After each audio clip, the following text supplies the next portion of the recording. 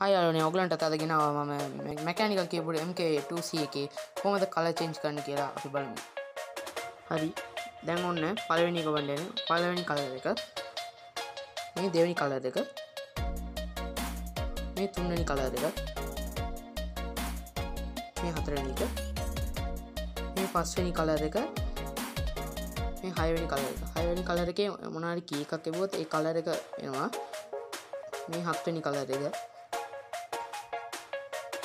මේ අටවෙනි කලර් එක තමයි මේක. අටවෙනි කලර් එක පොඩ්ඩක් හොඳට දිනන. මේ නවවෙනි කලර් එක. මොනවාරි කී එකක් ප්‍රෙස් කරොත් ඒක ස්ප්‍රෙඩ් වෙනවා හැමතැනම ඒ කලර් එක. මේ 10. 10වෙනි කලර් එක මේක තමයි.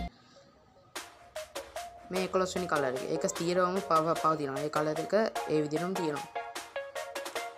මේක තමයි 12වෙනි එක. කලර් ටික කොහොම තමයි ඔච්චරයි තියෙන්නේ.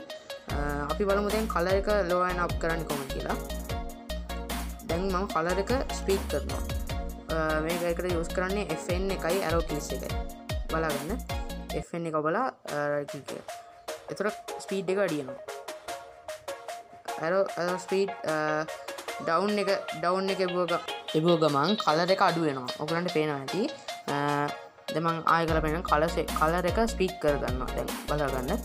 කලර් එක ස්පීඩ් වුණා. මට ඕන නම් කලර් එකත් අඩු කරගන්න පුළුවන්. කලර් එක දැන් වැඩි කරගන්නවා. ආයෙ අඩු කරගන්න පුළුවන්.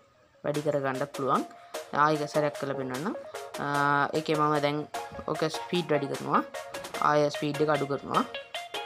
කලර් එකත් අඩු කරනවා. ඒ වගේ තමයි මේ මෙකැනිකල් කීබෝඩ් එක හදලා තියෙන්නේ. ඕගලන්ට මේ වීඩියෝ එක කැමති වෙලා තිබ්බොත් subscribe කරන්න, like කරන්න, share කරන්න, bell icon එක ඔබන්න.